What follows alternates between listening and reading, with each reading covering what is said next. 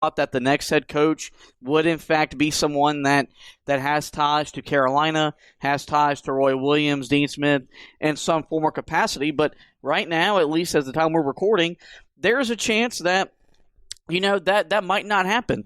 And that'll be an adjustment period. I mean, I do believe that, and he mentioned that Roy Williams said that he gave him a strong opinion of where the program should go and what he wants to have happen with the program. And I feel like he won't make the hire without the blessing of Roy Williams. Another thing that I think Bubba Cunningham, just proving that he gets it to a certain degree, is that he's doing the due diligence with the family and checking on the family and talking with guys involved with college basketball, involved with Carolina basketball, like Kenny Smith and some other people to get their opinion, weigh their opinion, value their opinion before they make this decision. But with that, he also has to realize that you're probably, no matter who you hire, whether you hire a Carolina guy or a non-Carolina guy, you're going to make some people mad in the family and outside the family. And that's why, I don't envy the stress that he's under right now to make this decision, but it's why he gets paid the big bucks. It's why he's the AD at one of the most prestigious academic and athletic institutions in college athletics. And so, there's just a lot of pressure to get this right. And, so we'll dive into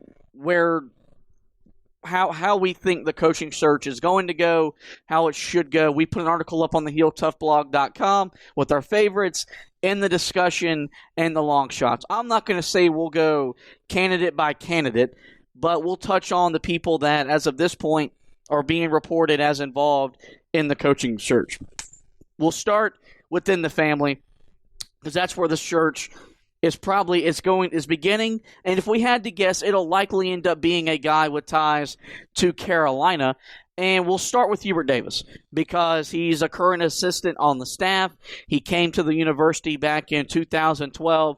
The longest opinion of many Tar Heel fans and people around the country that have been involved believe that for the longest time he was being groomed to take over to be the next head coach of the Tar Heels. He had a lot of the same responsibilities Roy Williams had when he was an assistant for Dean Smith, coaching the JV team, which is a really good experience for a young coach that is getting into coaching. And you got to imagine, or you got to remember that when he got the job at Carolina, no prior head coaching experience. He went from Carolina to the NBA to ESPN with no coaching stops in between there, at least at the college level.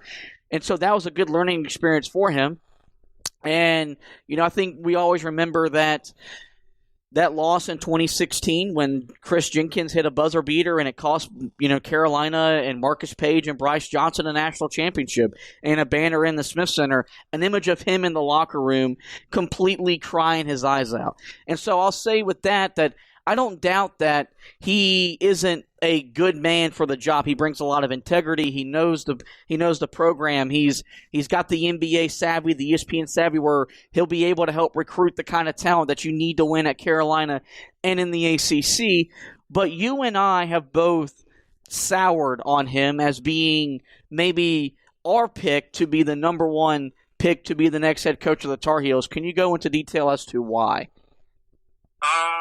It really just starts and somewhat ends pretty much with the lack of success that the backcourt has had in recent years.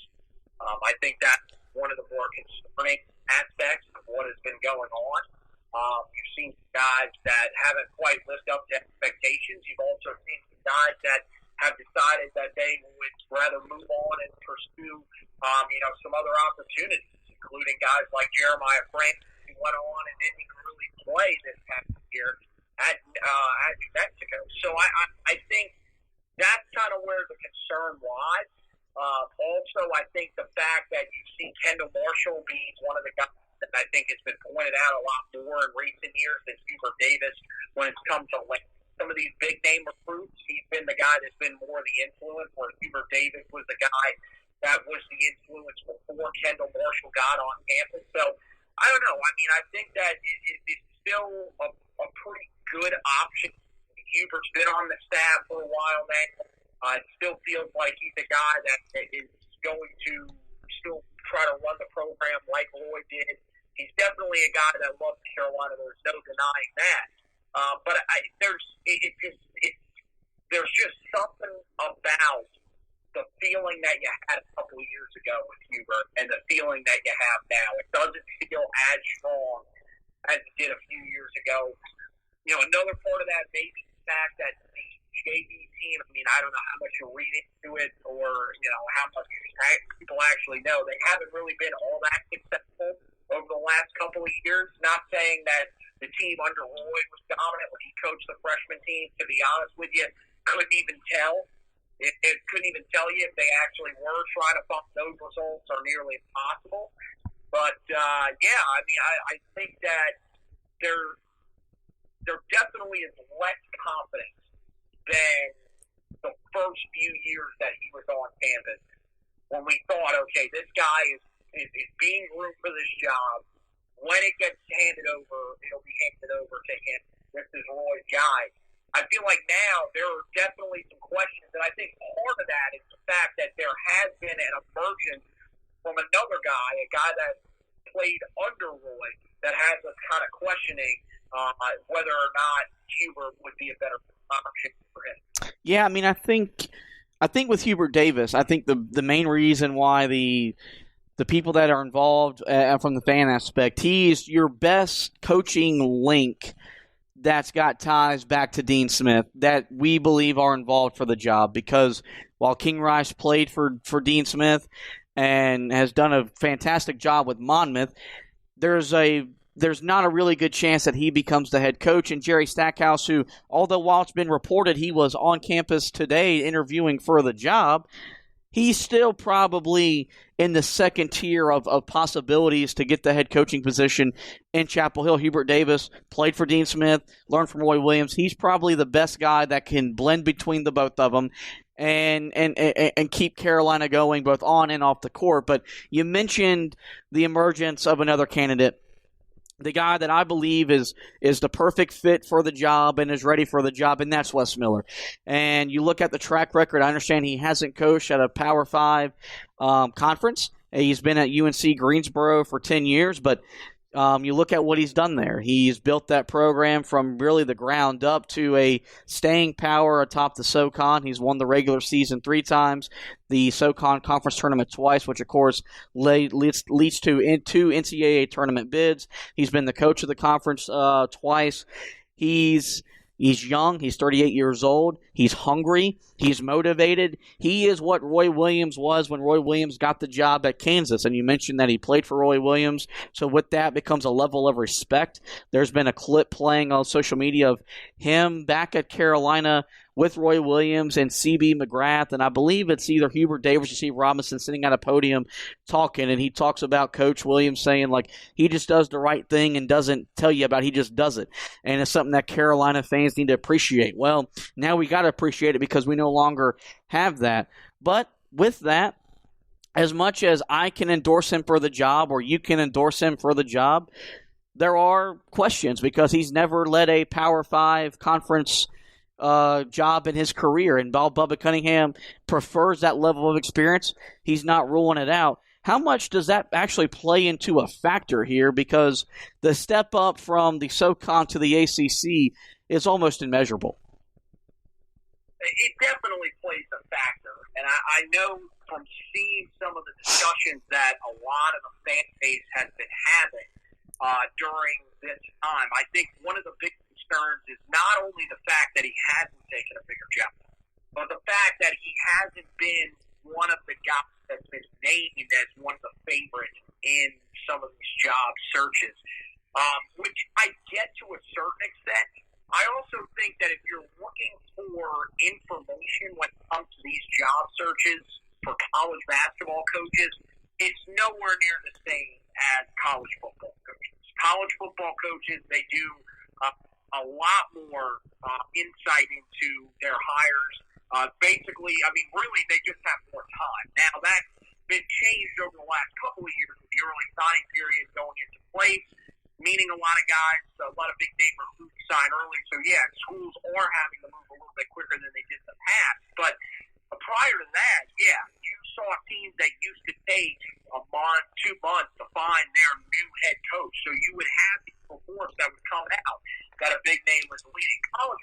basketball, it's honestly never really been like that. Usually a team will, have a couple of names in mind. They usually won't release them to the media, and within, a few days, they have their favorites really just about whether or not that person will take the job. So I don't know how much you could really read into that, but there is justifiable concern that you are having a guy that is taking a step up from a mid-major conference, and a mid-major conference that is good, but not quite considered great. I would say, look, it's not on the same level as, the American Conference, of course, not on the same level as the A-10, the Missouri Valley, those types of conferences, but it's still a pretty good mid-major conference. It's one that's been extremely competitive over the last couple of years, and it's one that you have to remember, if you're looking throughout the ACC, it has produced Mike Young, who has had some really good success in his first couple of seasons at Virginia Tech. Now, of course, North Carolina is a much different job than Virginia Tech. There's a lot more pressure at North Carolina to win, just a ton more history for Carolina basketball as well. But it's been shown that it is not an impossible step up. And I think that if you're looking at a guy that you probably feel the most confident about what his mindset is right now, and you combine that with the success that he has had, even though it's been at UNC Greensboro and UNC Greensboro only, I do think that he's probably the guy in the family that you would look at, and most Tar Heel fans would probably peg as their favorite in their mind, the person that they want out of the group. Of course, you would love to see a little bit more experience for him. You wish that there had been more time for him, but I feel like if you're going to take a risk on a guy, that would be the person that I would take the risk on. Because if you nail it, we've talked about this off the podcast. If this is the right hire, this is the guy for 30 or 40 years. So this could be a move that, gets Carolina their third big name coach, really in the last 60 years. And look, I'll go on the record saying he's the guy that I would endorse for the job. He's the guy that I want to be the next head coach of the Tar Heels. A lot of people think that when Bubba Cunningham made the reference that Roy Williams has given his input about what goes with where the program goes, that he's talking about Hubie Davis, and I disagree. I think it goes back to Wes Miller. He had that question asked back in the middle of the season. I forget what game it was, either before. It feels like the Florida State or Louisville game, talking about the success of Wes Miller, and it could have been a 1 or 2 question answer or 1 or 2 sentence answer, and he spent 5 minutes talking about Wes Miller and what he meant to him and, as a player, what he means to him now in the coaching profession. And I told you then maybe we discussed it on there. I know we talked about it off air.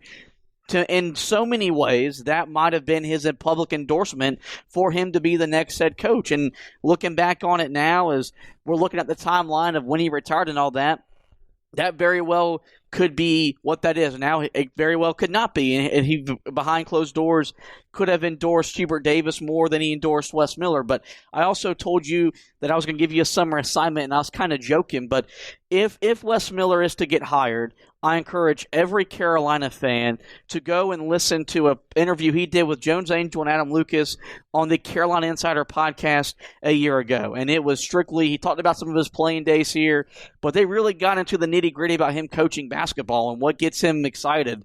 And look, I'll go on here and I'll defend the way we played under Roy Williams for 18 years because the philosophy, the method worked.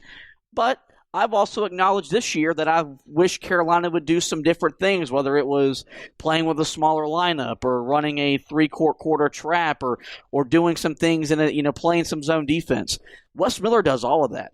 And so while it would be a change and adjustment for us as Carolina fans, I do think it would be a welcome change because he wouldn't do it if he didn't think it was going to work.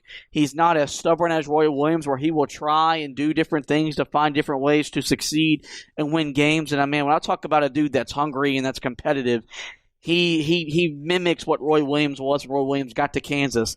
When he got to Carolina, he has that burning passion,